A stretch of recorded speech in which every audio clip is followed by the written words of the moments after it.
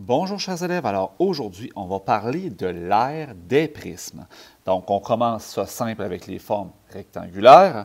Tu vas voir qu'un prisme c'est composé de deux bases isométriques, on se l'est dit lors du dernier cours. Ces bases-là sont opposées et parallèles et il y a aussi des faces latérales qui sont toutes rectangulaires. Donc par exemple, si je prends la figure qui est dans le haut, bien, si je parle des deux bases isométriques opposées et parallèles, ce sont les triangles que tu vois ici. Donc, clairement, ça ici, c'est un prisme à base triangulaire.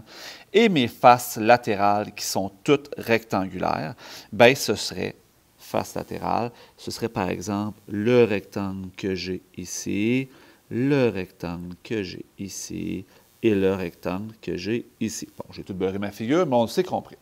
Donc, dans le cas d'un prisme à base rectangulaire, on considère que la base est la face placée au sol. Donc, si tu n'es pas certain, dans un prisme à base rectangulaire, considère que la face au sol, c'est cela qu'on va s'entendre pour la base, ce qui va simplifier pour regarder le corrigé, par exemple. Donc, voici un exemple. Si on regarde mon développement de solide, ici, j'ai un prisme à base hexagonale. Donc, tu vas remarquer deux, trois choses. Premièrement, quand je prends mon solide, qui est un prisme à base hexagonale, et que je l'ouvre, bien, la hauteur qui est ici, on va la mettre en couleur ici. Donc, la hauteur ici, c'est, je vais la placer ici, la distance entre mes bases. Donc, ça, c'est super, super, super important. La hauteur d'un prisme est la mesure de la distance entre ses bases. Donc, hauteur d'un prisme, distance entre ses bases. Lorsque le prisme est debout sur sa base, sa hauteur est placée à la verticale.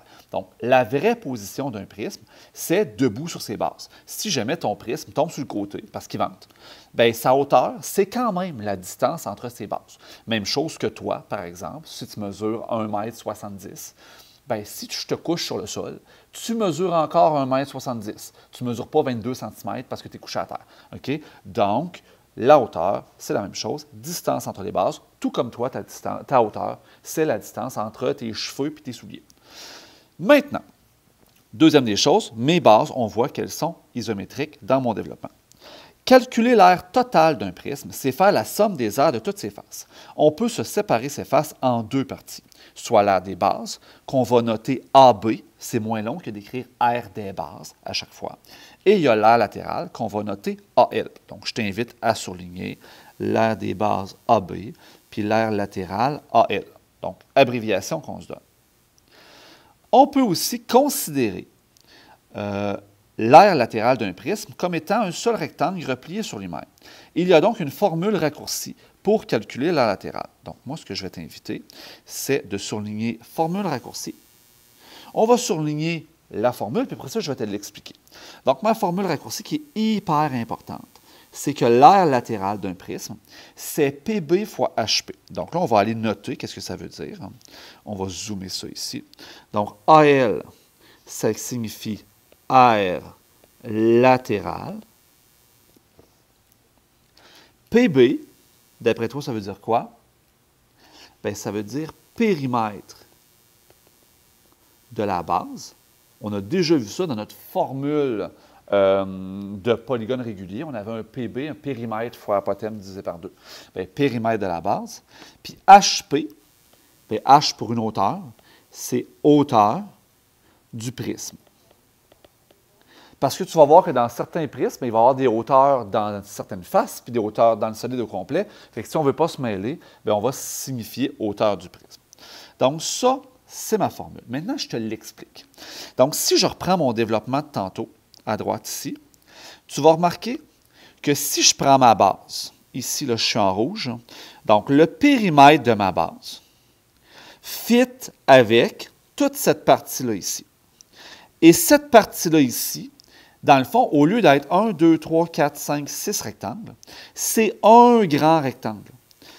Donc, au lieu de calculer séparément chacun des rectangles, bien, je peux utiliser une formule qui est, je fais, dans le fond, c'est la formule du rectangle. Je fais base fois hauteur, c'est un rectangle, sauf que comme c'est dans le solide, c'est l'équivalent du périmètre de ma base fois la hauteur.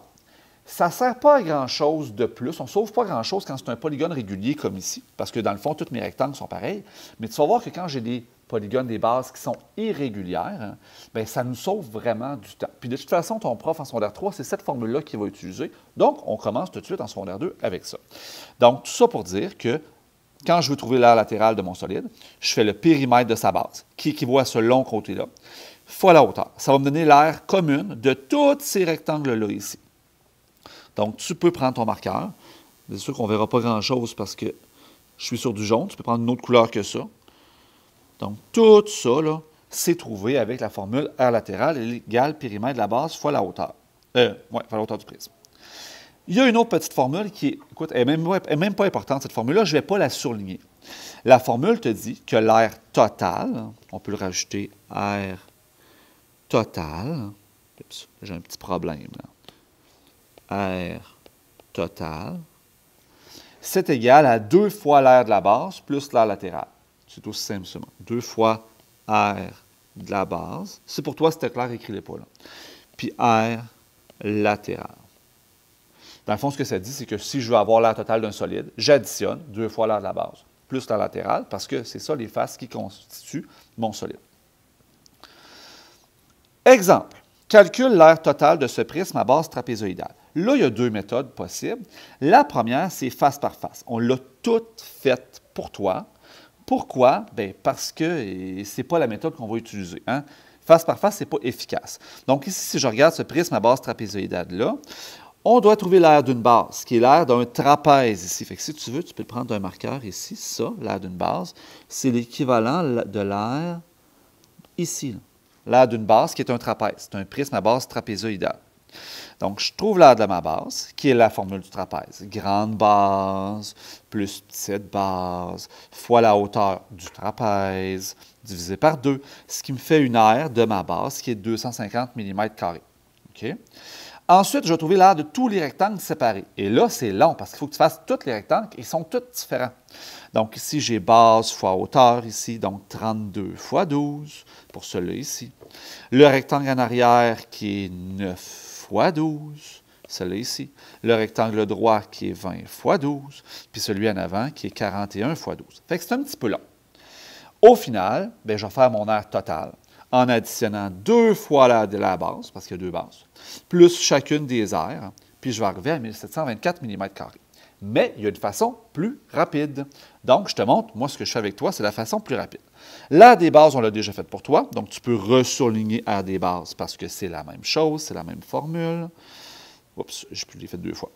Et après ça, on va aller faire l'aire latérale. Donc, deuxième étape, on va trouver l'aire latérale. La latérale, elle se fait avec périmètre de la base fois la hauteur du prisme. Pour ça, ça me prend le périmètre de la base. Donc, le périmètre de la base, c'est l'addition de tous les côtés. Je vais le mettre en rouge ici pour que tu le vois bien. Là. Ça, c'est mon périmètre de base. Donc, mon périmètre de base, c'est 41 plus 32. Là, je tourne dans le sens inverse des aiguilles d'une montre. Plus 9, plus 20. Je vais le calculer. 41 plus 32 plus 9 plus 20, ce qui va me donner 102. Ça fait que c'est égal à 102, ce sont des millimètres. Donc ça, c'est tous les côtés de ma base, tout le tour de mon trapèze. Ensuite, je suis prêt à faire mon aire latérale. La formule, c'est que l'aire latérale, c'est périmètre de la base fois la hauteur du prisme. L'aire latérale, c'est donc 102. Puis la hauteur de mon prisme, je vais la mettre en bleu ici, c'est 12. Fois 12. Puis là, on va aller calculer 102 fois 12. Ce qui me donne 1224. Non, je vais le faire sur une ligne à part. Hein? L'aire latérale, 1224 mm². Ça, l'aire latérale de 1224, c'est l'aire combinée de tous les rectangles, tous les murs, tout ce qui fait le tour de mon solide.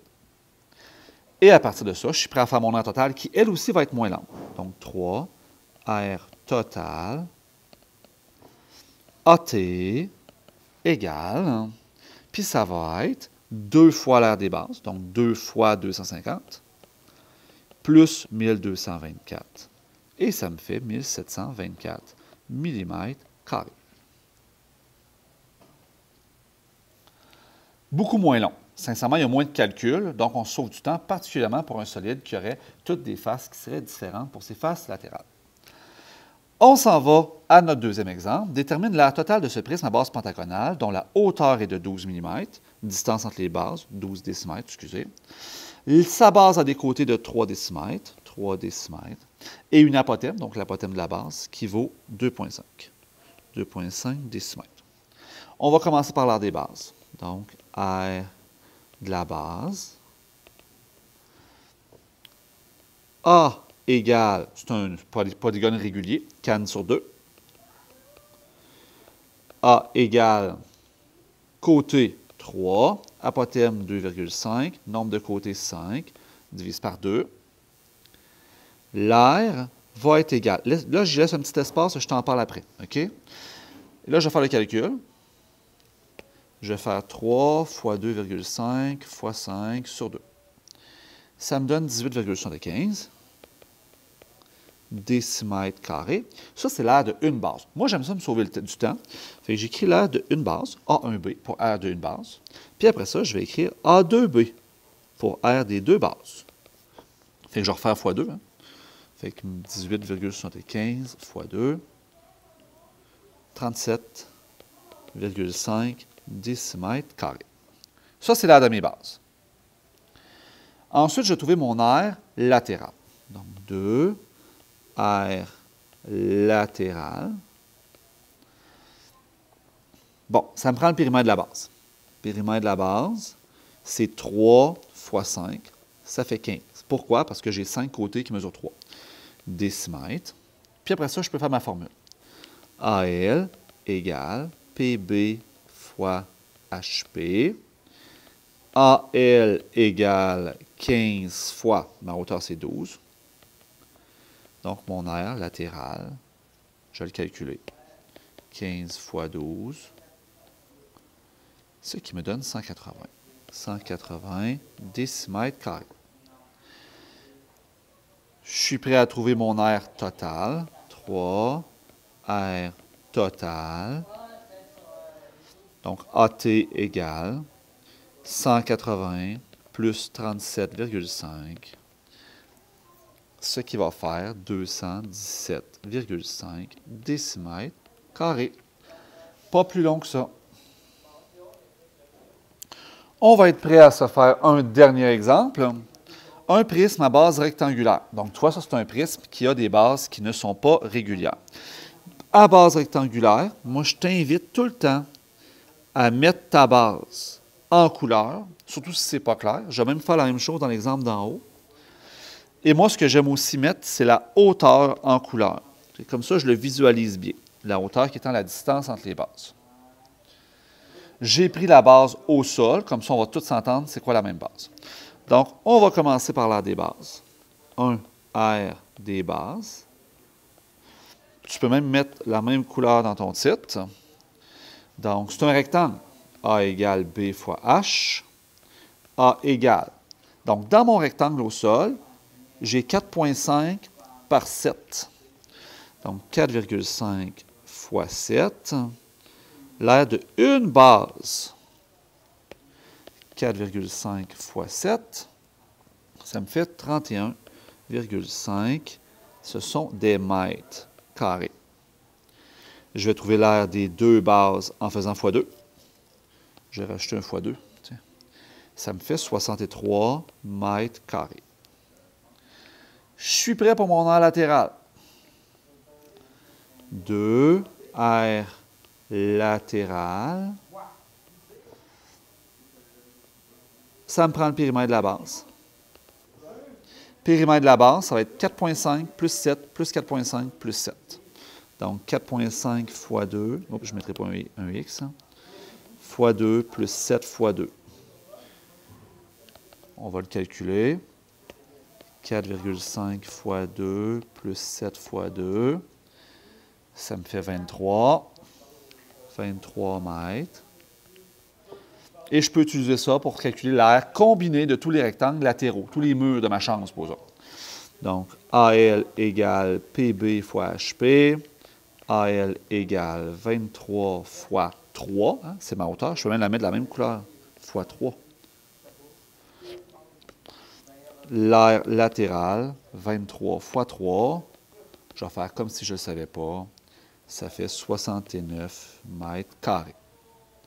Donc, en troisième étape, mon aire totale, ça va être 63, AT égale 63 plus 69. Ce qui va me donner 132 mètres carrés. Et c'est ce qui termine nos notes sur les prismes.